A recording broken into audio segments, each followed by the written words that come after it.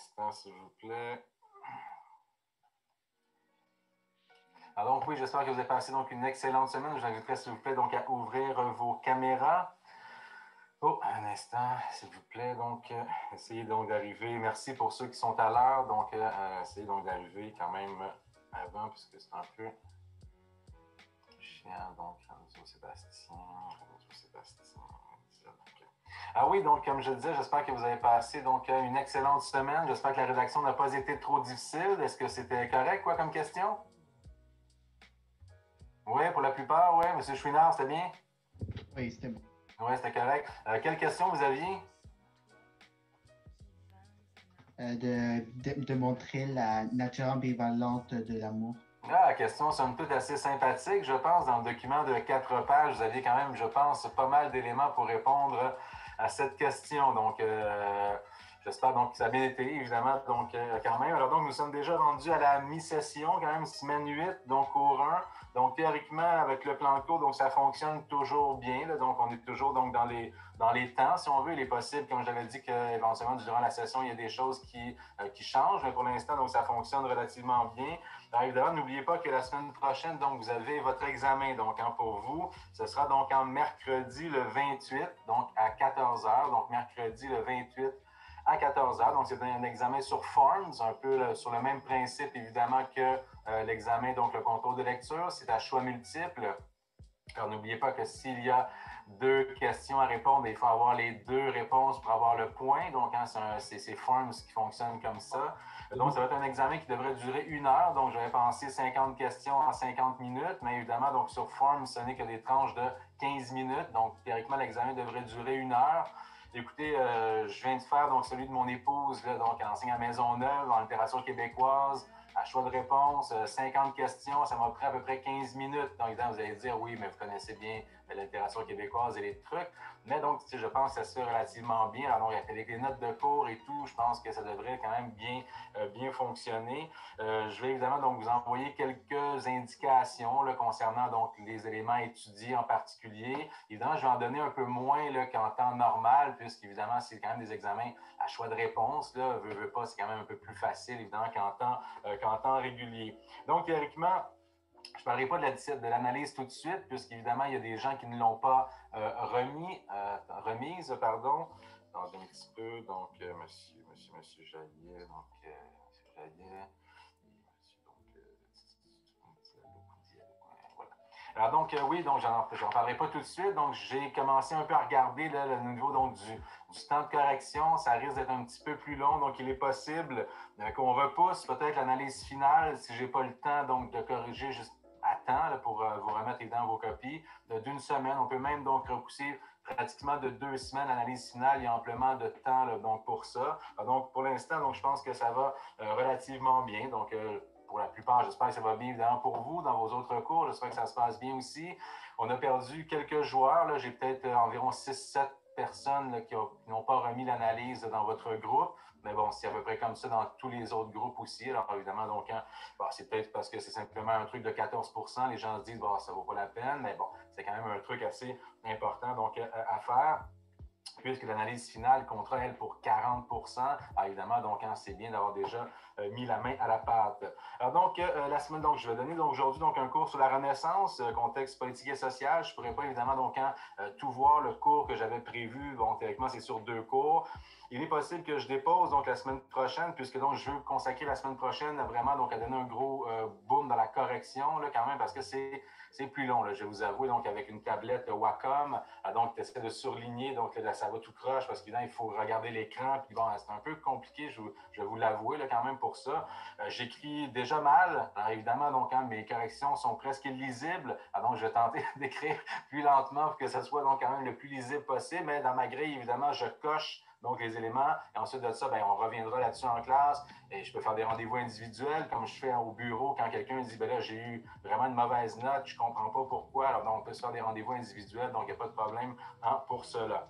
Alors, donc, la semaine prochaine, je mettrai donc un cours, le cours probablement sur les poètes de la Pléiade. Je le mettrai donc, je le déposerai sur Léa. Donc, tout ça pour dire que lundi prochain, donc, le lundi le 26, donc il n'y aura pas de cours. Donc lundi le 26, il n'y aura pas de cours. Je vais vraiment donner un gros boom Bon, évidemment, il n'y aura pas des tonnes de questions sur les poètes de la Pléiade, là, évidemment, dans l'examen, puisque je ne donnerai pas le cours. Alors, évidemment, il y aura quelques questions, le nom d'un poète, bon, l'origine du terme, par exemple, une œuvre des poètes de la Pléiade, bon, pas plus de questions que cela.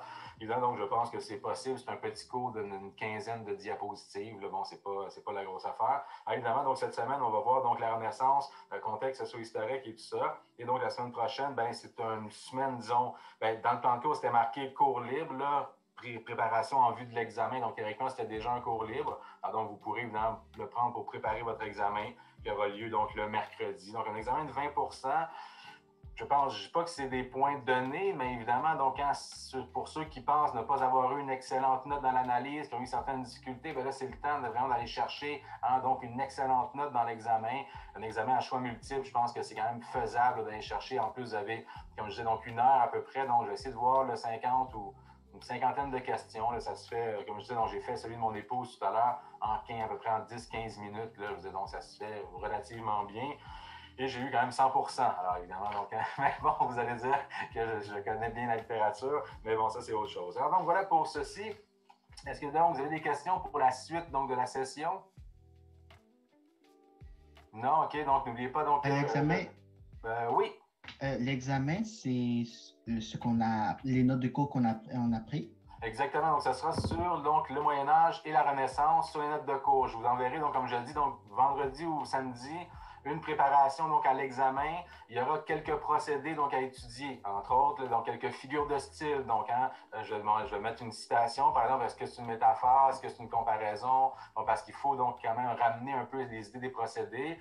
Je vais mettre, par exemple, un exemple d'introduction. Je vais vous demander donc quels sont les défauts dans l'introduction. Est-ce que le sujet amené est correct? Est-ce qu'il manque le contexte socio-historique? Est-ce que le sujet divisé il est bien divisé? Bon, genre de trucs comme ça. Donc, ce sera à vous. Encore une fois, c'est sous forme de choix de réponse. Donc, les réponses sont déjà évidemment présentes. Là, donc, c'est quand même plus facile. Donc, je vous enverrai ça d'une préparation à l'analyse qui va être un peu moins, disons, complète qu'à l'habitude, puisque vous comprenez que vous avez donc vos notes de cours. Vous avez quand même, bon, c'est un examen à choix multiple, donc c'est quand même plus facile de dire, OK, ça n'a pas d'allure du tout, ça marche, un truc comme ça.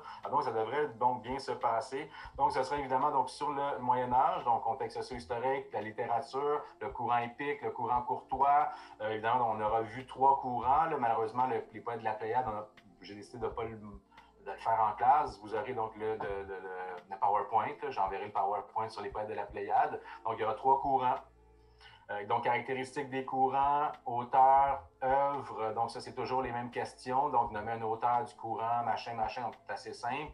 Les dates, évidemment, quelques dates qu'on a vues. Début du Moyen-Âge, fin du Moyen-Âge, début de la Renaissance, fin de la Renaissance, donc, trucs comme ça.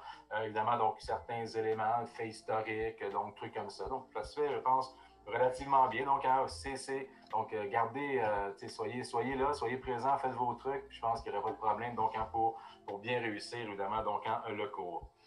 D'autres questions, donc vous aurez donc évidemment donc, à commencer la lecture de Don Juan. Je n'enverrai pas de piste de lecture, je ne crois pas, parce que bon, c'est une pièce de théâtre, ça se lit relativement bien, c'est pas super complexe quand même comme œuvre, donc il y a plein de trucs autour de ça. Alors donc, vous aurez donc à lire ça pour... Si je dois repousser le contrôle de lecture, on verra. Bien, théoriquement, donc, le contrôle de lecture aura lieu donc dans 3 semaines, donc 3 semaines à peu près. Donc, vous avez en 3 semaines pour lire ça, mais il est possible que si je décale donc la remise de l'analyse, que le contrôle de lecture soit repoussé aussi. Mais dites-vous, théoriquement, semaine 11, cours 2, nous reviendrons là-dessus. Donc, je vous dirai les dates précises en temps et lieu. Alors donc voilà, donc aujourd'hui on aborde donc un courant vraiment, une période donc vraiment magnifique, donc et un courant, donc le courant humaniste, donc la période qui s'appelle donc la Renaissance. Alors c'est la Renaissance des anciens. Alors donc je vais revoir évidemment, donc je vais partager mon écran, c'est le même principe, on poursuit donc avec les notes de cours évidemment. Un cours que j'ai donc quand même un peu élagué, quand même, comme je dis, donc à peu près comme à tous les cours. Donc c'est le plan de la séance, donc quelques éléments donc sur l'avant-propos, donc qu'est-ce que cette magnifique période donc qui est la Renaissance, c'est-à-dire donc la Renaissance de l'Antiquité. Vous savez que ce sont les hommes de la Renaissance qui avaient nommé la période qui précédait donc le Moyen Âge. Excusez-moi donc Fadel, oui, donc ce sont ces hommes qui avaient nommé évidemment donc les hommes, donc les humanistes de la Renaissance qui avaient nommé la période qui précédait, donc avaient nommé le Moyen Âge, une période un peu méprisable. On l'avait vu un peu méprisé donc par ces hommes-là, ces grands intellectuels, parce qu'au Moyen Âge, il n'y a pas de culture, il n'y a pas de langue qui domine vraiment. Bon, à part le latin, il n'y a pas vraiment donc d'organisation sociale. Alors, donc, dans ce cas, la Renaissance, ben, c'est ce qui va vraiment émerger, c'est la culture, le savoir, la beauté, évidemment, donc soit dans l'architecture, soit dans l'art. Pensez donc à Michel-Ange avec la chapelle Sixtine, pensez donc à Léonard de Vinci, donc à Botticelli, donc tous ces grands peintres, ces artistes, donc qui sont donc à la base, on veut donc de la Renaissance. La Renaissance qui donc, est italienne. Hein, donc, vraiment, le chef-lieu de la Renaissance, c'est l'Italie, c'est pas l'Angleterre, c'est pas la France, c'est vraiment donc l'Italie. Donc, découverte et évolution donc, du savoir. Et on n'abordera pas aujourd'hui le littérature de la Renaissance parce que j'ai quand même, il y a beaucoup de matériel. C'est un cours que j'affectionne particulièrement, une période vraiment fantastique. Des fois, je me demande pourquoi je devrais commencer par la Renaissance et enseigner en plus longtemps la Renaissance. Mais évidemment, donc, comme on fait une espèce de panorama de la littérature, bien, c'est bien de commencer par la base, si on veut, donc, qui est le Moyen-Âge avec la naissance donc, de la littérature française donc, et tout ça. Alors, donc, dans la citation latine, vous ne les écrivez pas. Avant, ils étaient donc des questions bonnies dans mes examens. C'est donc un élément donc, très important ici, donc le carpe diem, on en a parlé, vous avez, pour ceux qui ont relu évidemment l'analyse qui était dans le guide méthodologique sur Ronsard, c'était le thème important, donc le carpe diem, c'est vraiment cette idée donc de saisir le moment présent, donc ici c'est la citation complète, donc carpe diem quam minimum credula postero, qui veut dire donc saisir le jour en se souciant le moins possible de l'avenir. Évidemment, donc je vous invite. Encore une fois, je sais que certains d'entre vous l'ont vu, je le répète encore, mais il y a un film magnifique qui s'appelle donc La Société des poètes disparus, où c'est le thème principal, celui du carpe diem, où on célèbre la jeunesse, la beauté, la poésie, l'art, vraiment, donc c'est quelque chose de vraiment fascinant. Sinon, une autre citation tout à fait typique donc, du courant humaniste, certains d'entre vous peuvent évidemment donc, me la traduire, j'en suis certain, mens sana in corpore sano, donc les sportifs intellectuels, donc ils l'utilisent même chez les diététiciens, ceux qui s'occupent de diététique par exemple, donc quelqu'un pourrait me traduire celle-ci? Un esprit sain dans un corps sain. Oui, très bien, M. Raymond, exactement. Donc, mens sana in corpore sano, c'est la base aussi du courant humaniste, parce que chez les humanistes, on veut donc vraiment un enseignement complet. Donc, c'est-à-dire un enseignement du corps, donc très athlétique, la guerre, mais aussi un enseignement donc intellectuel. Donc, on veut vraiment donc avoir cette vision complète de l'homme. L'humanisme, c'est une vision très optimiste de l'homme, vraiment. Donc, on considère que l'homme peut vraiment donc tout faire, tout changer. Et on a cette idée-là d'un esprit sain, donc dans un corps sain, qui est vraiment donc une des devises du courant donc humaniste. Donc, quelques éléments sur l'avant-propos, évidemment. Donc, quelques éléments dans l'avant-propos. Donc, le terme Renaissance, donc, signifie, donc, j'ai mis ici en deux mots, mais c'est en seul mot, évidemment, Renaissance, donc, de l'Antiquité. Donc, si je vous demande, par exemple, donc, quel était le modèle des hommes de la Renaissance, le modèle à suivre, bien, ce sont les hommes de l'Antiquité, donc l'Antiquité gréco-romaine. C'est vraiment ça.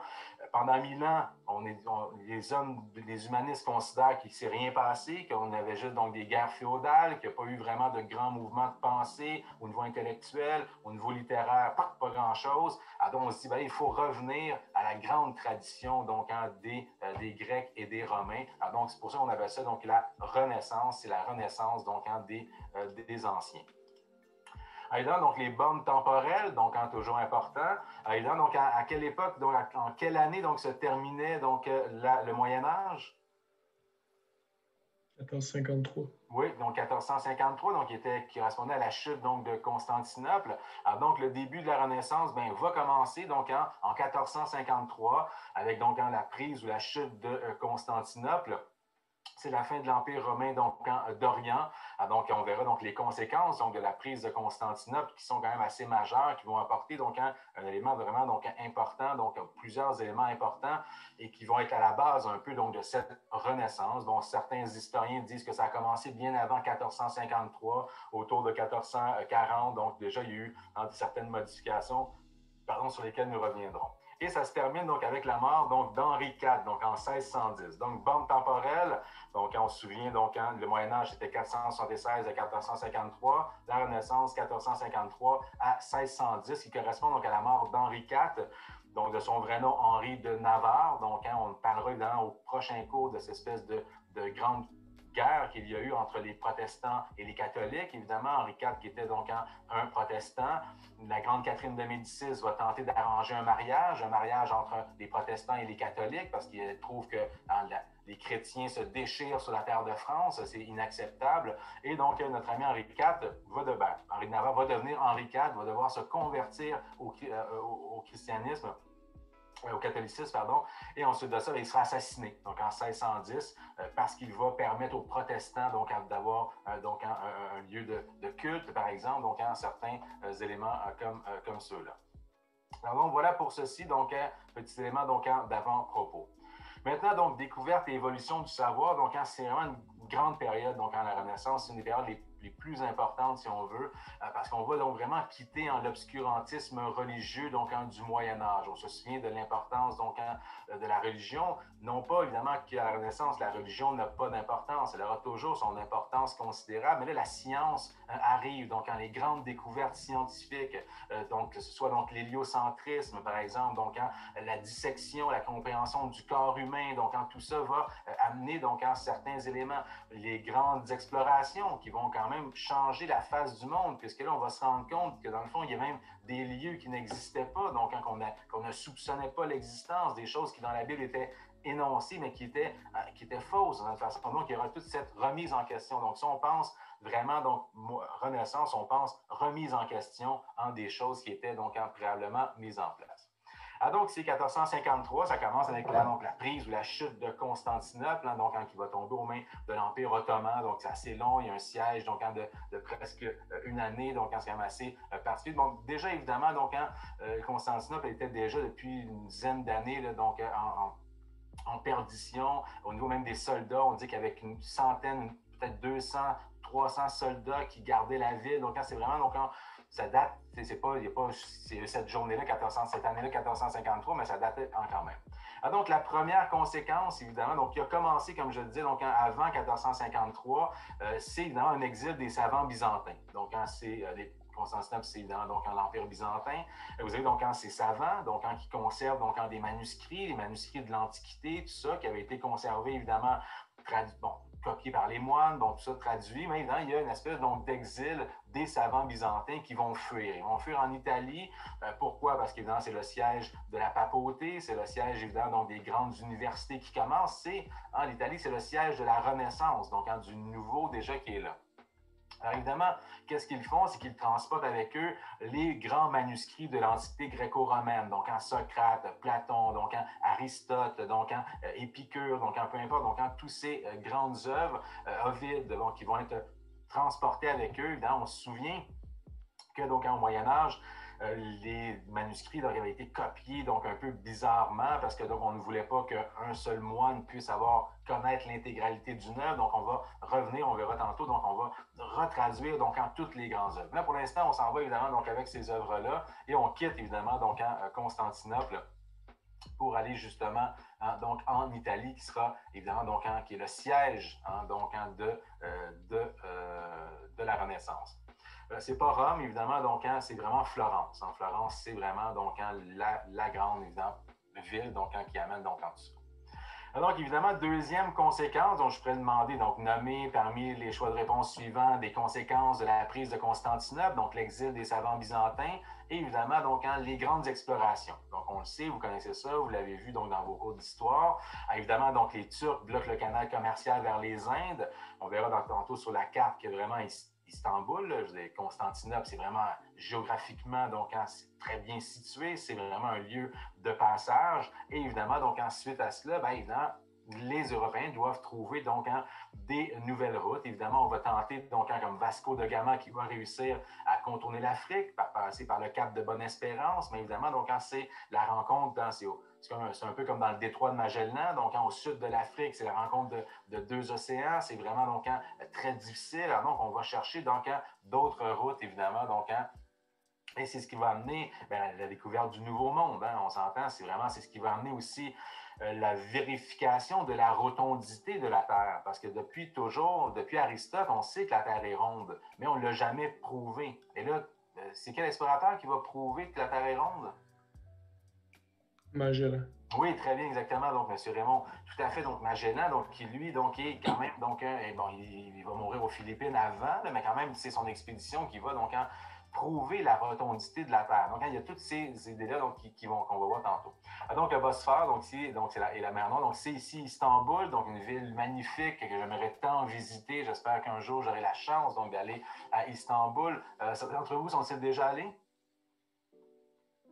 Je pense que j'avais déjà posé la question, là, mais bon, quand même. Mais bon, vous voyez donc évidemment donc, le fameux passage envers les Indes. Alors, donc, c'est vraiment un lieu stratégique très, très important. C'est pas pour rien que cette ville-là a été construite là. Hein. C'est toujours donc des lieux stratégiques militaires de passage. Donc, évidemment, donc, n'écrivez pas ça, vous les connaissez. Là. Bon, j'ai mis juste pour le plaisir. Donc, Christophe Colomb, donc Vasco de Gama, Magellan, évidemment, donc Jacques Cartier, bon, les principaux explorateurs. D'ailleurs, Jacques Cartier était donc financé par François Ier, sur lequel nous reviendrons, qui est, selon moi, un des plus grands rois de France, donc celui qui a amené donc l'art, la beauté, le mécénat, donc l'architecture, disons, de la Renaissance, donc en France. C'est lui qui a permis donc à la France de sortir, disons, du Moyen Âge. Hein. Bon, c'est vraiment, on en parlera tantôt de François Ier, qui est vraiment un roi fascinant. Oui, donc le voyage donc, de Magellan, il va passer justement ici, par le détroit de Magellan, donc c'est pour ça qu'on l'appelle comme ça. Semble-t-il que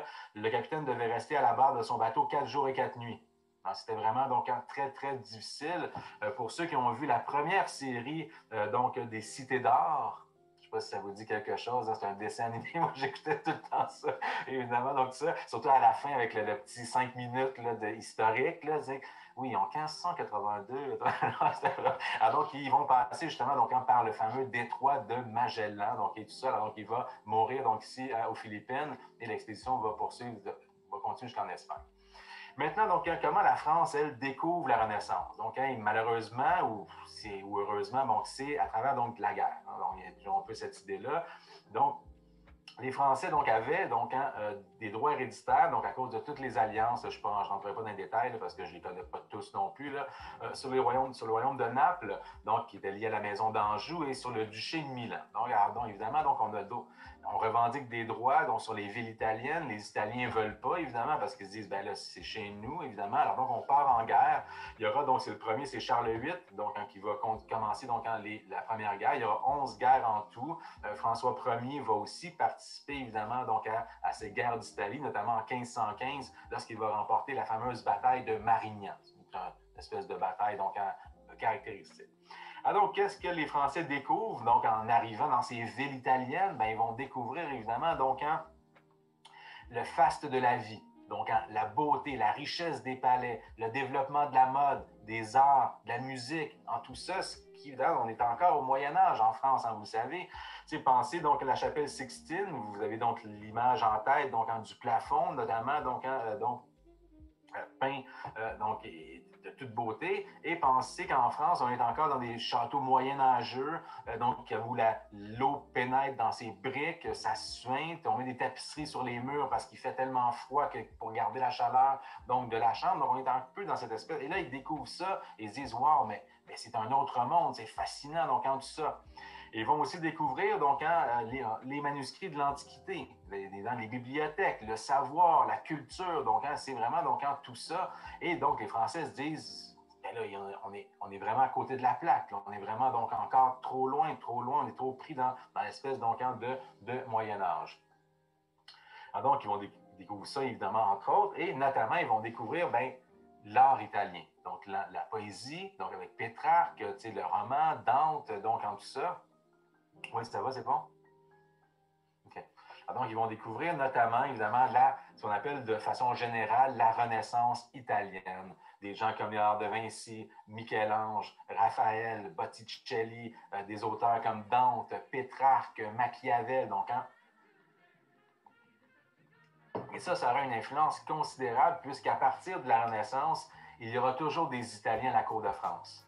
Même jusqu'à Louis XIV, donc Louis XIV, son compositeur préféré s'appelle Jean-Baptiste Lully, c'est un Italien. Donc, depuis la Renaissance, vous avez les Médicis, donc Catherine de Médicis, donc quelques un peu plus tard, mais avant ça, vous avez Marie de Médicis, non, Catherine la Première, Marie de Médicis, par exemple, la grande famille des Médicis, qui sont donc des banquiers, des mécènes, qui sont excessivement riches, hein, évidemment, qui vont amener donc en tout ça, parce qu'eux, ils vont, comme on dit, donc ce qu'on appelle le mécénat, donc on en parlera tantôt. Donc, le mécénat, c'est c'est un peu comme le sponsoring, hein, c'est un peu le même principe.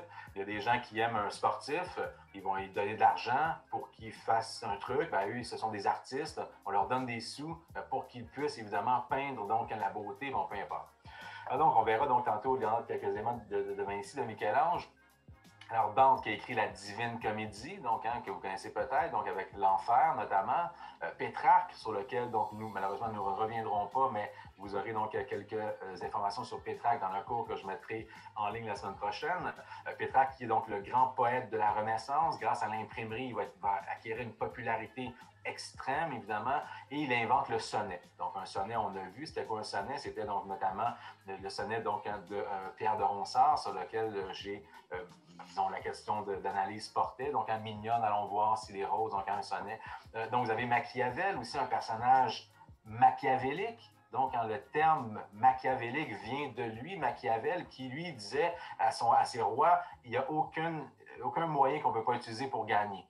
Peu importe, la guerre, la tromperie, la tricherie, donc d'où l'expression un être machiavélique, donc qui serait prêt à tout pour gagner, pour faire donc n'importe quoi.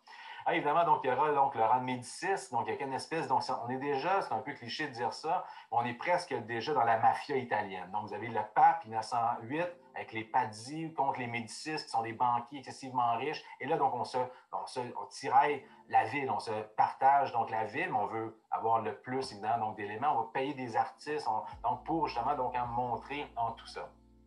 Alors donc, évidemment, si je demande donc, quel est le siège donc, de la Renaissance, donc c'est l'Italie, c'est sûr, le pays, la ville Florence. Hein, c'est pas Rome encore, c'est vraiment Florence qui est donc le chef-lieu, si on veut. Donc, à part ça, plus tard, ça va se transporter à Rome. Et au départ, donc, c'est Florence qui est le chef-lieu, si on veut, donc, de la Renaissance italienne. Alors, vous avez ici, donc, je montre quelques toiles quand même. Donc, il est possible que dans la préparation de l'examen, je donne des toiles. Donc, vous les aurez d'avance à apprendre avec le titre de l'œuvre, machin. Puis dans l'examen, je pourrais donc montrer l'œuvre et dire quel est l'auteur de cette œuvre-là. Vous les aurez donc évidemment eu une semaine à l'avance donc pour vous familiariser donc avec c'est celles qu'on a revues en classe, donc au niveau de l'architecture, par exemple, de Notre-Dame de Paris, de la Sainte-Chapelle, ce genre de trucs comme ça, évidemment, donc qu'on aura vu en classe. Il est possible que je le fasse, ça va dépendre du temps que j'ai. Évidemment, donc ici, c'est l'art de Vinci, c'est donc le vieux de Vinci. Hein, c'est comme l'image que l'on a du personnage. Bon, on a tous cette image-là en tête. Quoi qu'il a déjà été jeune aussi, donc de Vinci, homosexuel, donc avoué, donc qui s'habillait avec des couleurs excentriques, contrairement à Michel-Ange, qui lui est un homosexuel donc beaucoup plus réservé. On dit qu'il s'entourait toujours donc des modèles les plus beaux, des plus séduisants, parce qu'évidemment, il était donc amoureux des garçons. Et là, donc ici, c'est l'homme de Vitruve que vous connaissez. Donc, c'est une reproduction très, très connue. Vous la connaissez, oui? Oui, donc, je vois-tu quelques têtes, là? Non, oui? Oui, monsieur. Oui, parfait, merci. Merci de participer un peu. Donc, merci, M. Forgebach. Alors, donc, oui, c'est ça. Donc, vous avez évidemment l'homme de Vitruve qui, ici, donc, montre évidemment le caractère, donc, la beauté. Mais non seulement la beauté, mais ce qu'on appelle aussi, donc, le nombre d'or. Je ne sais pas si vous avez déjà entendu parler de ça. Donc, la divine proportion. Parce qu'évidemment, donc, ça, notre ami Léonard de Vinci s'est inspiré de Vitruve. Vitruve, lui, donc, c'est un architecte romain qui considérait, évidemment, donc, dans son œuvre qui s'appelle De Architectura, disait donc la nature a distribué les mesures du corps humain comme ceci. Alors, donc, il y a une espèce de nombre magique qu'on appelle donc le nombre d'or, la divine proportion, sur laquelle nous reviendrons. Et là, les intellectuels sont vraiment très fascinés par ça parce qu'il y a l'idée donc scientifique, donc des proportions, des mathématiques, mais il y a l'idée de Dieu, l'idée de la nature, de la perfection que Dieu met en toutes choses. Et là, ils vont construire leur temple, par exemple. Vous voyez ici, c'est comme un fronton triangulaire, des temples, évidemment, romains, grecs, mais surtout romains, parce que c'est un romain, là. Et tout ça, les proportions, donc, du corps humain qui sont, donc, exemplaires. Là, je vais parler aux mathématiciens. Donc, c'est ça, donc, le nombre d'or, c'est 1,618. Si on mesure, par exemple, donc, la commissure de la lèvre jusqu'au lobe de l'oreille, ou si on mesure donc la distance entre tel élément et tel élément, on arrive toujours à ce fameux nombre d'or que l'on retrouve dans toute la nature. On le retrouve partout, évidemment. On a dit donc la proportion définie par A, donc est dite A et B. Donc ici, donc est dite d'extrême et moyenne raison lorsque A est à B, ce que A plus B est à A, soit lorsque A plus B sur R égale A sur B. Donc le rapport A sur B est alors égal au nombre d'A, soit approximativement 1,6. Donc ça, c'est partout. Alors on le revoit, vous voyez donc le fronton triangulaire, donc on voit c'est les proportions donc qui sont exprimées ainsi. On va le voir aussi donc dans la naissance de Vénus, donc qui est une étoile magnifique de Sandro Botticelli, qui est donc vraiment à l'époque donc de la Renaissance. Vous savez donc que Vénus, donc la déesse de l'amour, est née donc de la castration de Cronos. Donc on va prendre son sexe, on va le lancer donc dans l'eau et donc va émerger donc de l'écume, en l'écume qui va faire naître évidemment donc Vénus, donc la déesse de l'amour, un tableau très très connu donc qu'il faut, qui est magnifique comme toile évidemment, toile typiquement donc de la Renaissance. Vous voyez donc la construction, donc ils sont vraiment dans cette idée donc de construire la perfection, donc dans le corps, dans l'architecture, dans les tableaux, donc dans la perspective. Donc de Vinci va inventer cette notion donc de perspective, alors que c'est vraiment donc assez fascinant. Et on le retrouve donc partout, comme dans l'œil de l'ouragan, comme dans les coquillages, comme dans le tournesol, comme sur la Joconde, comme par exemple ici dans le signe Apple. Donc est-ce que véritablement les gens qui ont dessiné ça y ont pensé, mais il en demeure pas moins qu'il est impossible. Le signe donc de Pepsi, de Toyota. Donc, vous voyez, donc c'est des éléments qu'aujourd'hui encore, donc quand certains graphistes donc pensent et disent, ben là c'est ça, c'est la divine proportion, c'est vraiment donc excellent, c'est vraiment fascinant. Et dans la dernière scène, donc une toile de Vinci, si j'avais l'autre toile avec les trucs, là, bon, les lignes là, qui montrent la divine proportion à travers ceci. Donc, dernière scène, lorsque le Christ donc, va donc, partager le pain, donc partager le vin, donc en tout ça, avant d'être crucifié. La toile de la Joconde, évidemment, si vous avez la chance donc, d'aller à Paris, au Louvre, vous pourrez voir la Joconde. C'est assez petit comme toile, c'est vraiment, donc, moi, ça m'aurait déçu la première fois. Je m'attendais à quelque chose de vraiment très grand. C'est tout petit. Moi, c'est pas une étoile que j'affectionne particulièrement. Elle est au Louvre parce que Léonard de Vinci a été invité par François Ier. On en reparlera. C'est François Ier qui va inviter donc Léonard de Vinci à vivre chez lui, donc au Clos Lucé. Donc, on verra donc des images du Clos Lucé, donc éventuellement. Et justement, il y a la technique particulière, c'est le fumato. Donc, c'est ce qui va caractériser, si on veut, donc, la Joconde, cette espèce de fumée, donc une espèce donc, de brume, donc, qui est ce qu'on appelle le fumato, donc qui est autour donc, de ce personnage. Toute une histoire autour de la Joconde, mais c'est pas vraiment donc avant. Donc, Léonard de Vinci, donc un homme exceptionnel, donc peintre, donc il a fait de l'anatomie scientifique, invente donc des machines, la machine l'hélicoptère, la machine volante. Si un jour vous avez la chance donc d'aller au Clos Lucé, donc on le verra donc au prochain cours, si je ne m'abuse, c'est tout près donc du château d'Amboise, c'est la maison où il est mort, c'est la maison où il a vécu, et sur le terrain extérieur qui est immense, vous avez toute le je voulais le faire tantôt parce que j'ai pris plusieurs photos là, quand je suis allé en 2019, notamment celle-ci. Et vous avez donc toutes les machines qu'il a inventées. Le pont à double étage, la vis, donc il a perfectionné la vis d'Archimède, donc la machine volante, une espèce de char d'assaut. Donc il y a plein de trucs comme ça qui sont reproduits, donc grandeur nature, et c'est vraiment donc assez fascinant. Autre œuvre magnifique, évidemment, donc de la Renaissance italienne, donc le David, David contre Goliath. Vous voyez, donc vous connaissez donc celui qui incarne donc la force des petits contre évidemment donc la puissance des grands. Donc David qui va tuer Goliath avec donc sa fronde, avec son lance-pierre. Ici, vous avez donc c'est la perfection, donc la perfection donc masculine, la perfection évidemment donc de la ruse aussi, parce qu'il était petit, il a vaincu évidemment donc les méchants. Il s'est taillé dans un seul bloc de marbre qui fait, je pense, 5 mètres de haut. Ça a pris plus de 2 ans donc à faire ce truc-là. C'est hallucinant. Regardez donc quand même, on voit toute l'ossature, les muscles, presque les veines évidemment donc de ce personnage. C'est quand même assez fascinant donc la beauté de ses œuvres d'art. Ici, j'ai mis donc une toile que j'affectionne particulièrement parce qu'elle a fait scandale. Donc, c'est une toile du Titien, donc la Vénus d'Urbain. Urbain qui est une ville, donc la Vénus d'Urbino, c'est la ville d'Urbino. Ici, donc, on voit le caractère très érotique de la pose. Évidemment, ce qui a créé scandale, c'est qu'on voit un espace privé où la jeune fille donc, se caresse, évidemment, face à un espace aussi public, donc où il y a une jeune fille plus loin, avec donc une gouvernante, tout ça. Donc, le mélange des deux a créé scandale, évidemment. Donc, et même la question de masturbation, évidemment, donc ça aussi a créé scandale. Mais là, on est vraiment dans cette époque là, où on va transgresser certaines règles. Ici, je vous invite quand même à prendre ceci en note. Donc, c'est la tenture de la Dame à la licorne, que vous connaissez sûrement, qui est un des seuls chefs-d'œuvre, là, on pourrait dire, pas un des seuls chefs-d'œuvre français, mais un des grands chefs-d'œuvre donc de la Renaissance française, qui évidemment, donc, si excusez pour l'image, c'est pas vraiment, pas super belle, j'aurais dû la changer.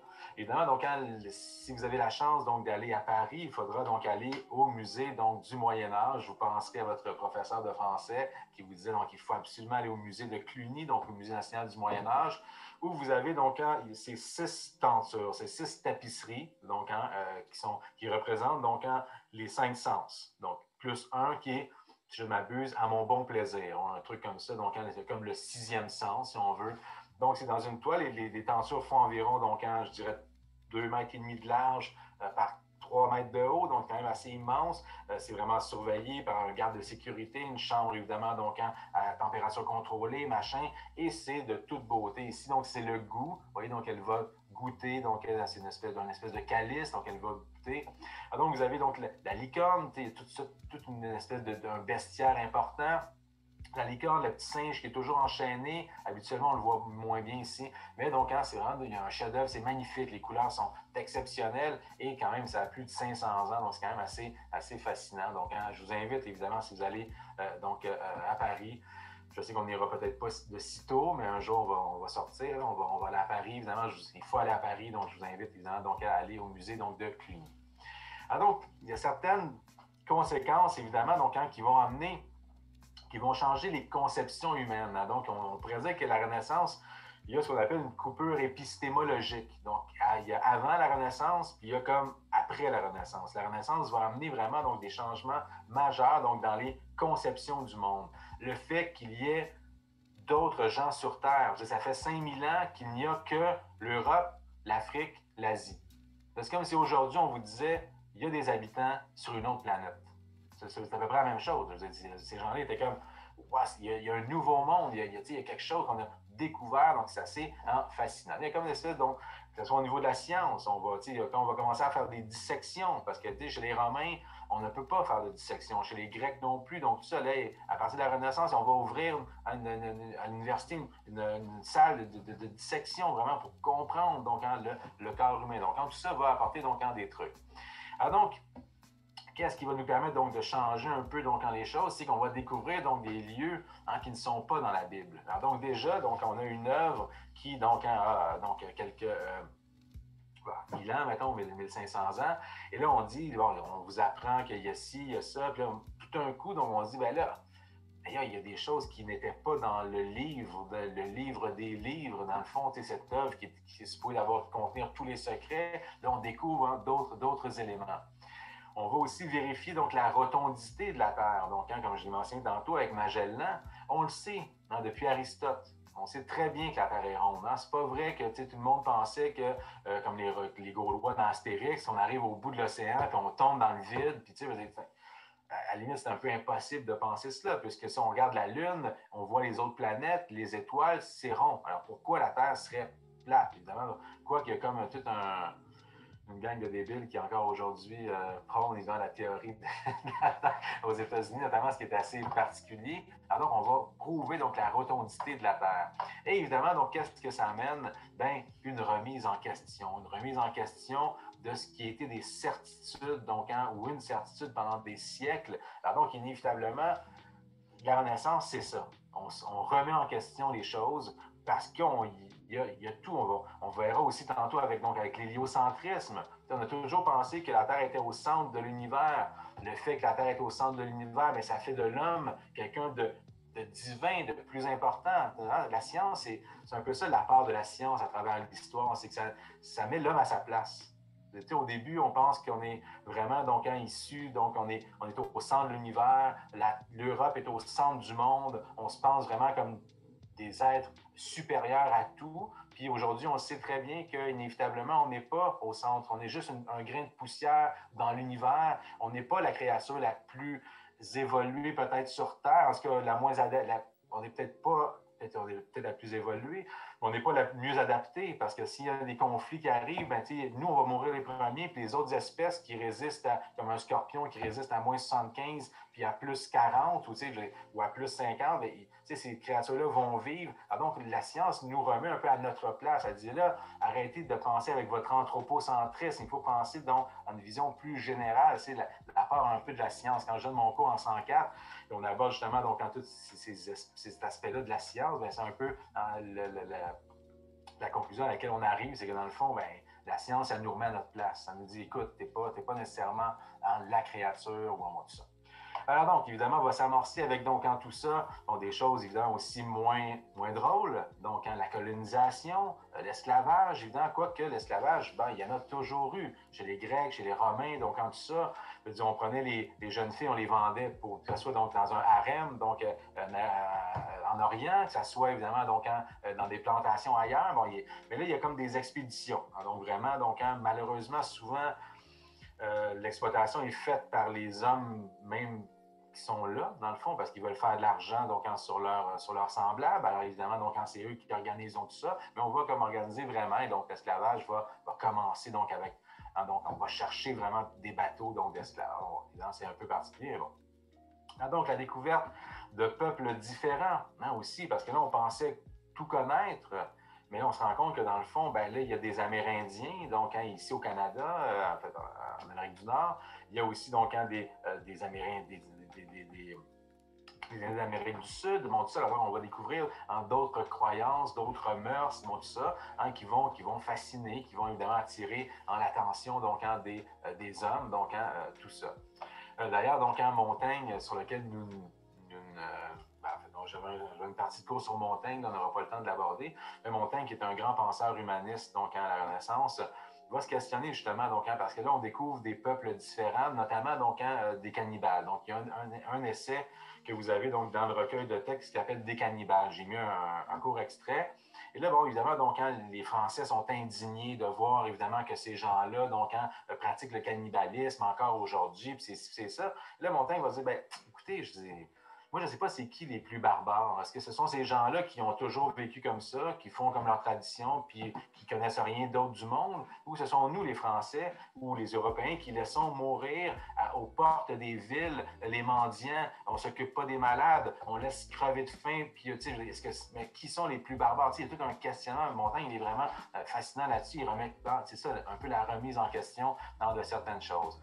Et évidemment, il y a aussi le début donc, de l'évangélisation, notamment ici en Nouvelle-France, avec donc les Brébeufs, les Jésuites, qui vont être torturés, qui vont être évidemment, donc c'est assez terrible ce que l'on fait. Donc, si vous avez de la chance de lire les lettres des Jésuites, donc en tout ça, vous verrez que donc c'était pas jojo. Il fallait vraiment être convaincu, parce que dans la foi, il fallait vraiment avoir la foi pour tenter d'aller donc évangéliser donc des Autochtones. C'était assez bon. Là, on les brûlait, donc on leur mettait des fers chauds, on les brûlait avec des fers chauds, puis on les ébouillantait, on arrachait les ongles. C'était vraiment donc une période assez sombre quand même. Maintenant, donc quatrième point, invention, donc, qui est une nouvelle conception scientifique. Alors, évidemment, donc, une conception scientifique qui est très importante et qui va, donc, on appelle la révolution copernicienne. C'est ce qu'on appelle, donc, l'héliocentrisme. Donc, l'héliocentrisme, vous savez c'est quoi? Donc, avant, depuis Aristote, on a une conception, disons, plus religieuse, qui s'appelle, donc, le géocentrisme. Et vous avez, donc, l'héliocentrisme qui va naître. Alors, donc, quelle est la distinction, donc, entre le géocentrisme et l'héliocentrisme? Géocentrisme, c'est la Terre au centre de l'univers. Puis héliocentrisme, c'est le Soleil. Puis géo, c'est la Terre au centre de l'univers. Oui, exactement, tout à fait. Merci, M. Raymond. Alors, donc, depuis Aristote, on considère évidemment donc, que, puisqu'on a une conception plus religieuse, puisqu'évidemment, donc, on se considère comme élu, dans le fond, bon. Alors, donc, la Terre ne pouvait pas être ailleurs qu'au centre. Il fallait donc se mettre au centre de l'univers. C'était la façon la plus simple, évidemment, donc quand tout ça. Mais évidemment, avec notre ami... Oh, excusez-moi, je pensais qu'on était rendu à l'héliocentrisme, mais c'est pas grave. On va en parler dans 2 secondes, c'est la prochaine page. Alors, invention une nouvelle conception scientifique. Bon, j'ai commencé par l'imprimerie parce que j'étais un homme de lettres, là, évidemment, mais bon, évidemment, donc ça, tout ça. Là, non pas que l'impression n'existait pas avant. Donc, ici, on parle de l'imprimerie, donc de Gutenberg, bon, tout ça. Donc, la première œuvre, c'est donc la Bible en latin.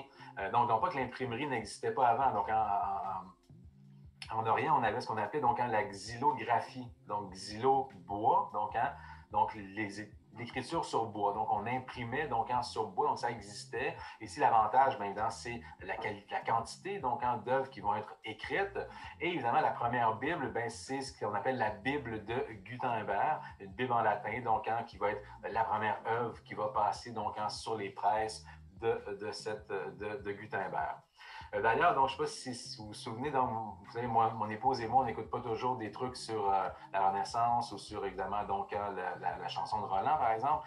On écoute parfois donc, des films un peu catastrophes. Il y en avait un qui était particulièrement intéressant, c'est The Day After Tomorrow. Je ne sais pas si ça vous dit quelque chose. Le jour d'après. Il y a donc une espèce de période glaciaire donc, qui s'installe, donc tout ça. Et ils sont donc, je pense, à la bibliothèque du Congrès, donc à New York, une des plus grandes bibliothèques au monde, évidemment, qui contient des centaines de milliers d'œuvres. Et donc, ils ont froid, évidemment, ils font du feu et les brûlent. Un Nietzsche, par exemple, ils vont brûler, donc, je sais pas, un Baudelaire, un truc comme ça. Et là, le mec sort la Bible de Gutenberg, il dit non. Il dit on ne peut pas donc brûler cette œuvre-là, qui est une œuvre, évidemment, donc, qui fait l'histoire, dans le fond. Donc, alors, c'est pour ça que c'est assez intéressant l'anecdote donc, sur la Bible de Gutenberg. Dans son succès immédiat, pourquoi? Ben, ça donne accès donc, au livre à un public plus large. Et comme je disais donc, tout à l'heure, donc, certains poètes vont vraiment donc bénéficier de l'invention de l'imprimerie et vont pouvoir, par conséquent, donc, devenir presque célèbres. Alors, donc, on revient donc à cette idée donc, de l'héliocentrisme. Hélios, donc en soleil, centrisme, donc au centre. Et c'est ce qu'on appelle évidemment la révolution copernicienne. Donc, c'est la théorie de Copernic, évidemment, qui considère, qui voit bien que donc, les planètes tournent sur elles-mêmes et autour donc, du Soleil. Donc, Galilée va amener l'idée donc, que la Terre tourne sur elle-même. Kepler, donc, lui, c'est la question elliptique. Donc, on pensait que c'était vraiment donc, des cercles, mais on se rend compte que ce sont des ellipses. Alors, donc, ces trois grands hommes donc, vont changer dans la conception du monde, donc celle du géocentrisme. Alors évidemment, donc, cette conception, donc cette révolution donc copernicienne, ben justement, donc elle va avoir une influence aussi même plus tard, puisque donc ce n'est pas pour rien, évidemment, que Louis XIV, donc c'est quoi donc son surnom à Louis XIV?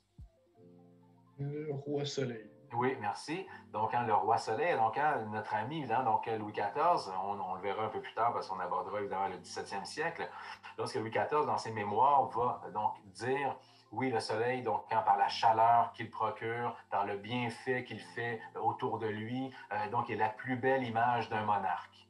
Mais aussi, donc, ce qu'il ne dira pas, c'est qu'il est conscient donc de l'héliocentrisme et il se dit moi je suis le soleil et mes sujets donc gravitent autour de moi comme des planètes. Alors, donc c'est cette idée de puissance, évidemment, c'est pour ça qu'il va en récupérer donc l'idée du dieu ou du roi en soleil.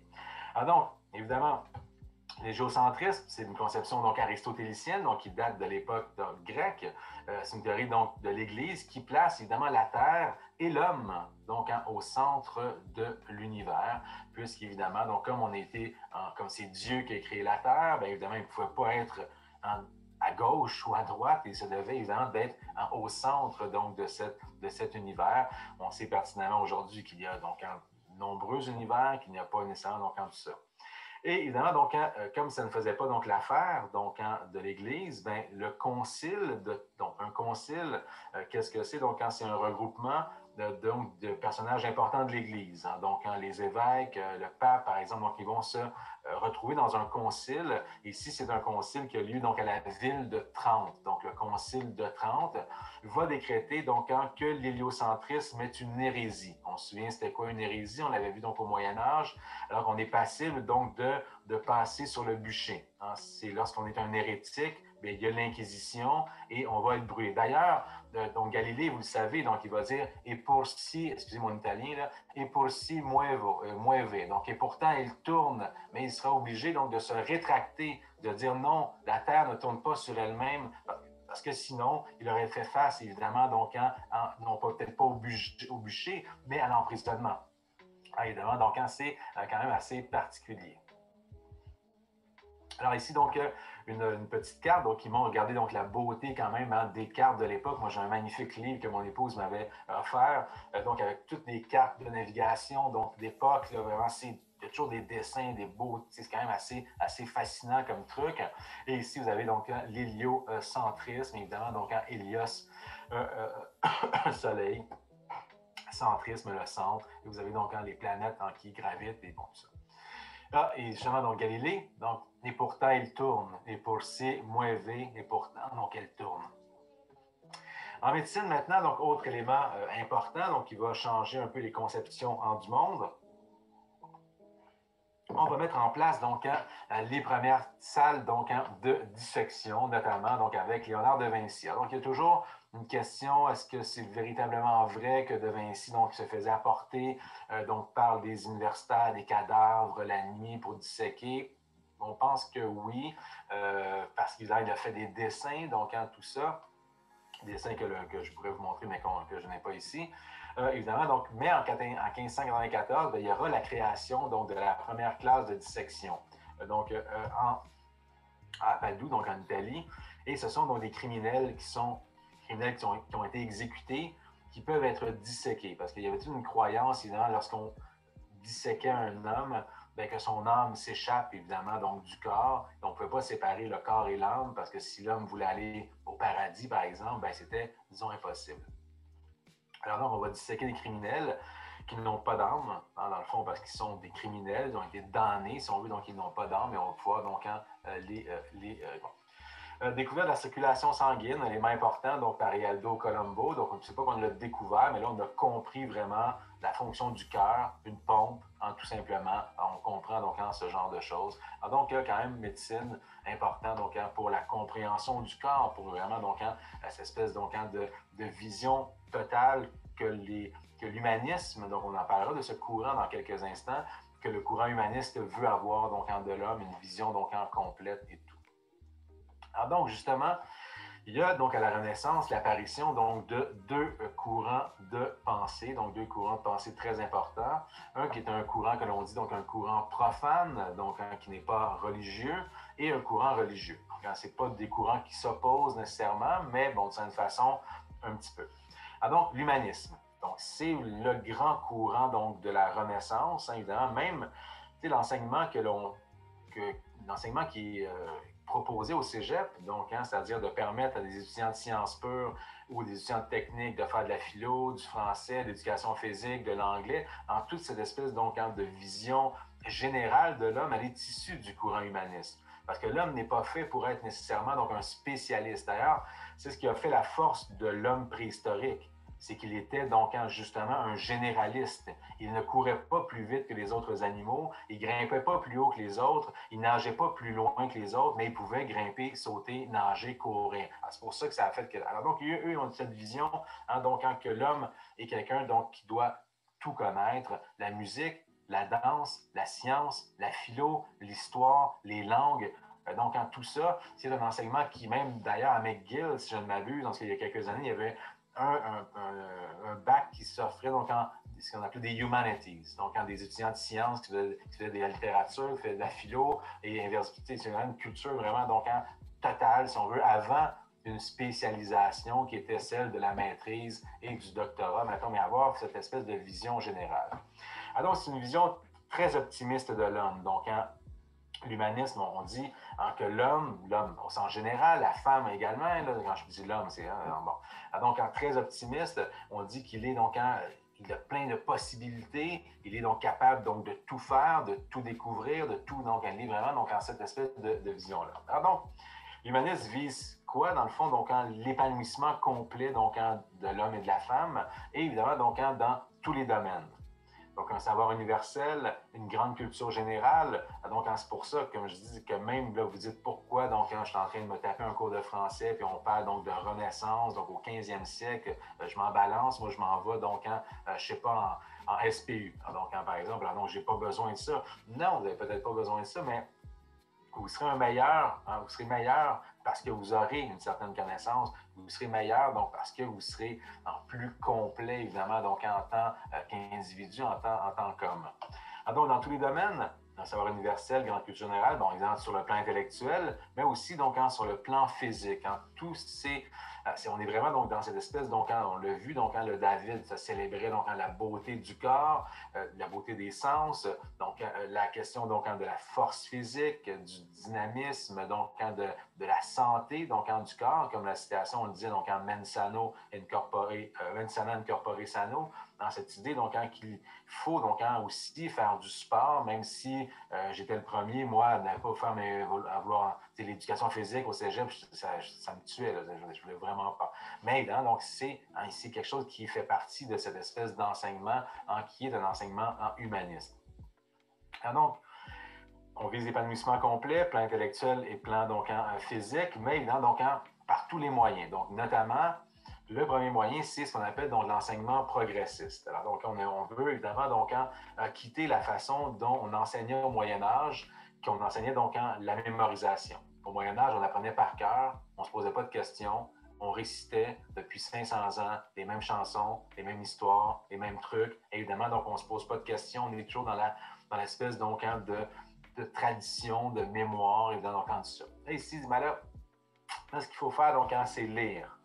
Lire, c'est-à-dire donc de prendre les textes dans leur langue d'origine. Donc, que ce soit en hébreu, que ce soit en grec, que ce soit en latin. Donc, on va vraiment donc avoir des spécialistes de la langue parce que, comme vous saviez, dont je n'ai déjà parlé, au Moyen Âge, on traduit les œuvres. Donc, il y a un moine dans une abbaye qui a 3-4 pages, dans une autre abbaye à l'autre bout de la ville, il y a 3-4 pages, dans un autre pays, il y a 3-4 pages. À un moment donné, il y a un gars qui ramène ça ensemble. Et ça ne faisait pas de sens parce que parfois, le mec de premier prenait, donc, je ne sais pas, donc, tel pour dire voix, donc pour dire la voix humaine ou peu importe. Monsieur Folchbach. Oui, quand vous dites obscurantisme du Moyen Âge, ouais. Qu'est-ce que vous voulez dire par obscurantisme? La grande pression religieuse, c'était pas vraiment de science, pas vraiment donc de nouvelles découvertes, pas vraiment donc on était vraiment tout le temps pris un peu donc dans les lois de l'Église, dans vraiment donc la peur un peu donc de la nouveauté, le bûcher, donc vous voyez un genre de trucs comme ça. Est-ce que ça répond Merci. à votre question? Oui, merci. OK, parfait. Alors donc, on veut lire les œuvres justement parce qu'elles ont été mal traduites au Moyen Âge. C'est n'importe quoi. Il y a un terme qui, au début de l'œuvre, voulait dire tel truc. Au milieu, voulait dire tel autre truc parce que l'autre gars n'avait pas traduit la même chose. Et à la fin, on se dit, mais qu'est-ce que ça veut dire? Alors, on va prendre des gens qui vont vraiment donc traduire les œuvres au complet, revenir là-dessus. Évidemment, donc, on lit, ensuite on comprend et ensuite on critique. Donc, c'est l'enseignement progressiste. Donc, c'est la lecture des textes anciens, surtout donc de l'Antiquité gréco-romaine, mais aussi donc des textes hébreux, donc tout ça, dans les langues d'origine. Donc, il faut vraiment, donc on veut vraiment voir, donc lire ces textes-là dans leur langue donc d'origine.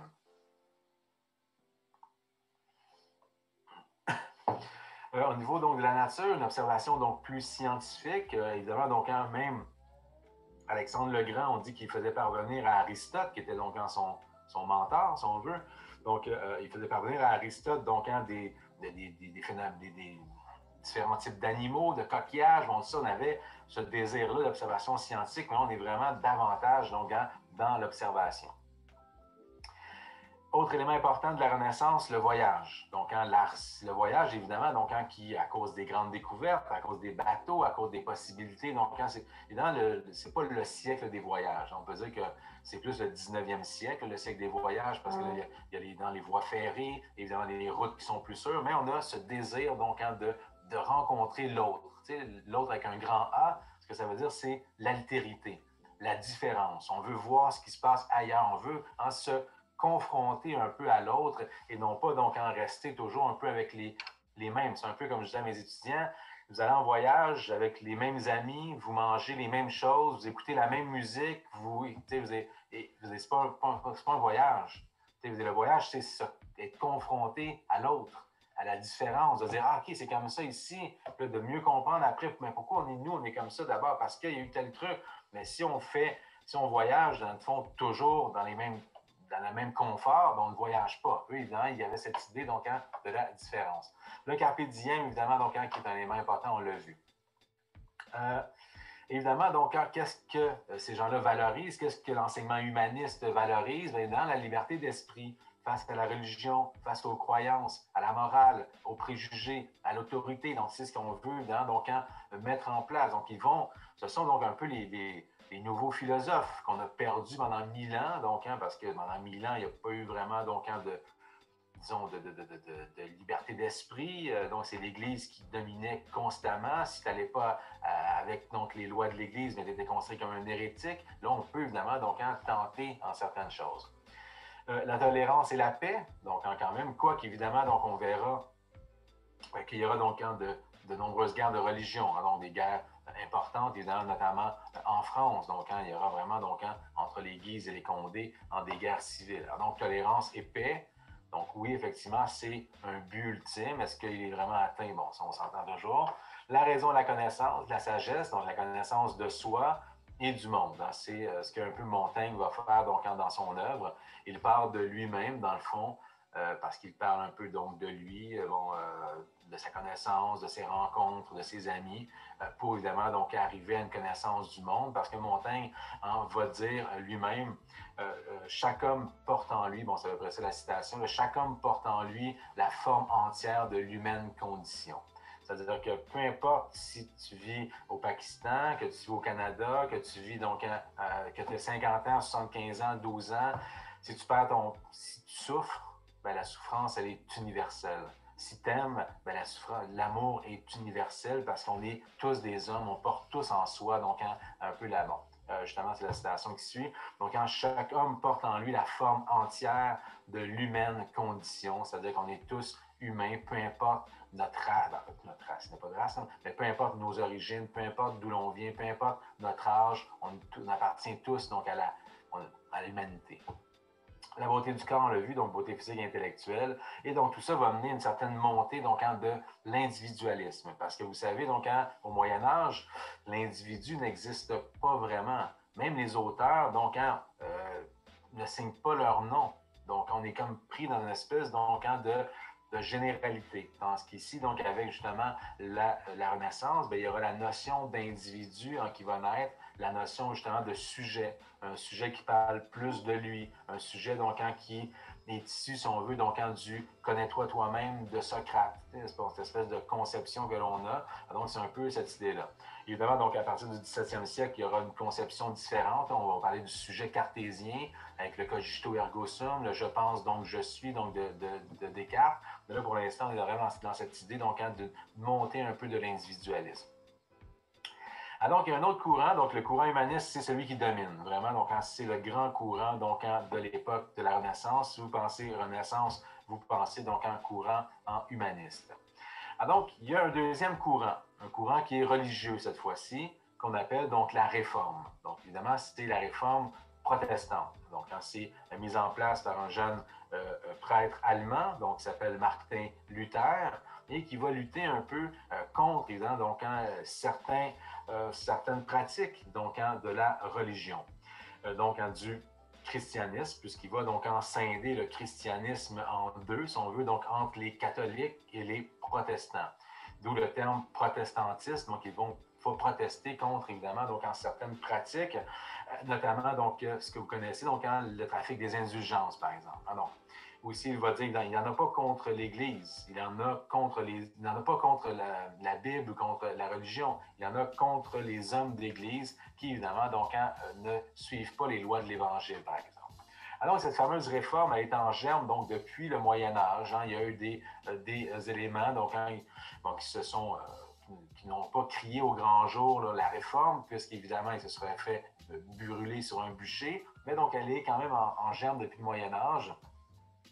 Quelles sont les causes donc du mécontentement de ces hommes d'Église qui veulent, ou de ces hommes tout court, donc qui veulent changer un peu les choses? Bien, l'abus et la mauvaise conduite de certains religieux. Vous savez, évidemment, donc quand il y a encore des scandales aujourd'hui, donc quand ils sortent, donc de prêtres catholiques, de machins, d'autres trucs comme ça, un peu partout dans le monde, bien évidemment, donc quand il y avait cette possibilité-là, donc d'abus de pouvoir, parce qu'évidemment, donc les religieux sont des hommes qui possède beaucoup de pouvoir, donc dans des petits villages, par exemple. Quand vous connaissez, donc vous savez que les gens doivent se confesser. Donc, par exemple, OK, j'ai volé tel truc, j'ai fait tel truc qui était incorrect. Inévitablement, donc, le prêtre, lui, connaît un peu tous les secrets donc, de ses fidèles. Et par conséquent, ben, il peut faire du chantage. Il peut évidemment, donc, et il y aura beaucoup donc, d'abus, donc d'abus sexuels, mais aussi d'abus vraiment donc, de pouvoir, tout simplement, donc, sur les gens. Notre ami, donc, Luther va dire aussi donc, qu'il y a un écart trop important entre ce que dit la Bible et ce que fait l'Église. Parce que justement, l'Église, elle est politisée. Donc, il faut bien comprendre que donc, l'Église et la politique, ça a toujours fonctionné ensemble. Ça fonctionne moins ensemble, évidemment. Donc, dans certains pays, ça continue toujours de fonctionner autant. Et évidemment, donc, la cause la plus importante, c'est le trafic donc, des indulgences. Donc, les indulgences, vous savez donc ce que c'est. Donc, M. Raymond, les indulgences?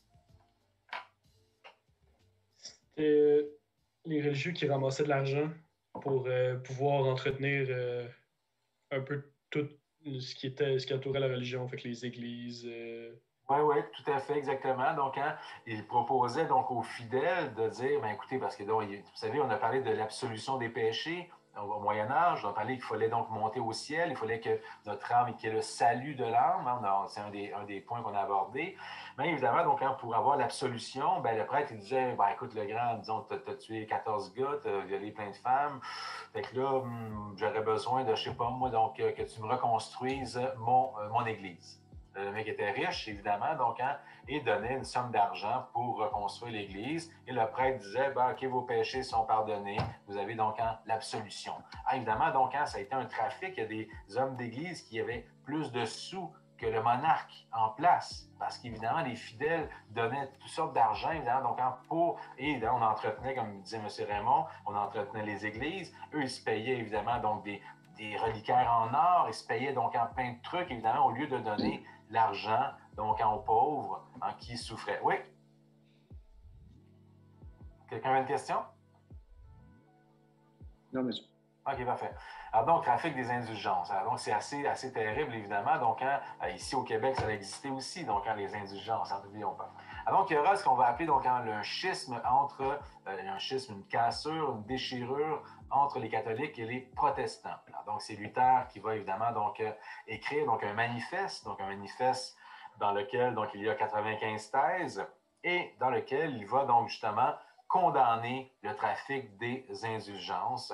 Il va évidemment donc affirmer qu'il faut suivre les lois de l'Évangile et non celles de l'Église, qu'il va donc en rejeter l'autorité donc du pape. Alors donc quand même, parce qu'il dit l'homme est seul devant Dieu avec sa conscience, j'ai pas besoin donc disons d'un homme qui se prend pour Dieu donc ici à Rome, donc par exemple, donc en tout ça. Alors qu'il est quand même donc il proteste, d'où évidemment il va fonder ce qu'on appelle donc le protestantisme ou le luthérianisme, Martin Luther, donc luthérianisme, et donc quand même, et justement donc les princes allemands, donc tous ceux-là vont protester, d'où leur nom donc de protestants. Alors donc c'est un courant très important qui est né en Allemagne et qui va donc gagner tranquillement toute l'Europe, donc quand même. Évidemment, on sait donc en Angleterre, en Irlande, en Écosse, donc il y a encore beaucoup de protestants. Donc quand même, c'est bon. D'ailleurs, jusqu'à tout récemment en Irlande, tout récemment, ça veut dire il y a une quarantaine d'années, donc il y avait donc des batailles, donc des meurtres, des bombes qui étaient posées donc pour tuer des protestants, pour tuer des catholiques. D'ailleurs, une chanson donc, que vous connaissez peut-être, donc d'un groupe que j'affectionne particulièrement, un groupe irlandais, donc U2, leur chanson qui s'intitule Sunday, Bloody Sunday, raconte évidemment donc un massacre de catholiques ou de protestants, là, je ne me souviens plus trop, donc en Irlande. Alors donc c'est quand même assez particulier. Alors, donc cette réforme-là, donc le courant de la réforme, le protestantisme va gagner tranquillement la France, l'Angleterre, donc tous les pays d'Europe, évidemment, donc tout ça. Et parfois, on va vouloir étouffer donc le protestantisme. C'est pour ça qu'il y aura les fameuses guerres de religion en France notamment, entre les protestants et les catholiques, parce que la France est catholique et elle voit évidemment donc qu'il y a beaucoup de gens qui préfèrent le protestantisme où les prêtres peuvent se marier, avoir des enfants, ils sont pas, donc il n'y a pas le vœu de chasteté, il n'y a pas toutes sortes de trucs un peu comme ça qui sont très très rigides et on se dit, ben là, c'est peut-être une voie impossible.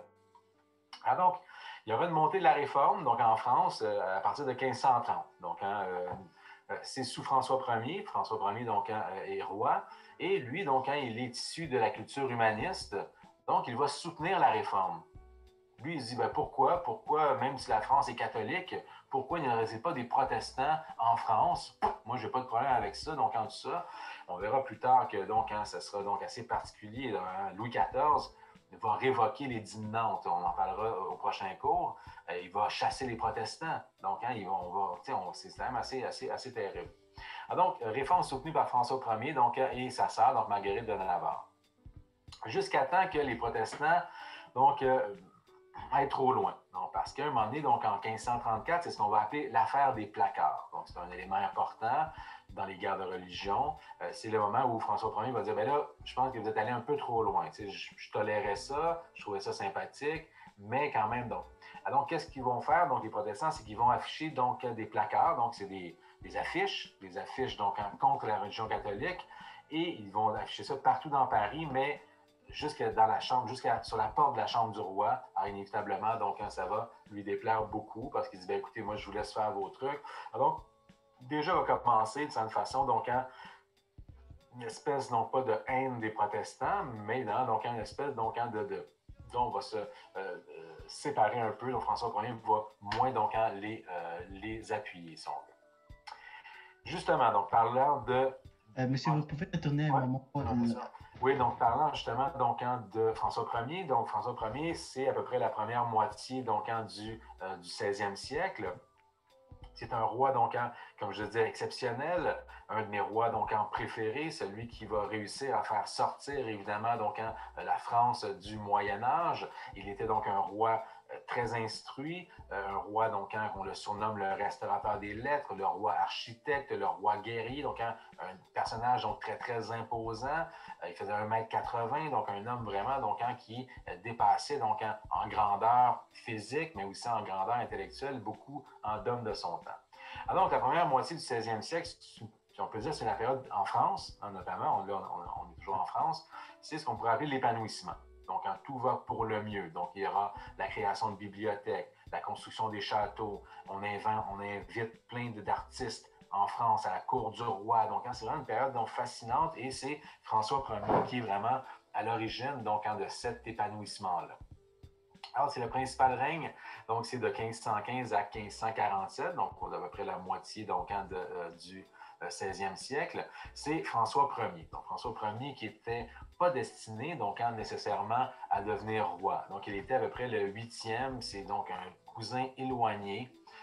Donc, sa mère, donc la reine Claude, va tranquillement, donc, pour X raisons, donc l'amener à participer à la vie de cour. Elle va donc l'éduquer vraiment à la façon humaniste, comme évidemment, donc, les rois autour de lui, bon, le roi autour de lui, donc tout ça. Et là, donc, il va bénéficier mais il n'était pas prédestiné donc, à devenir roi.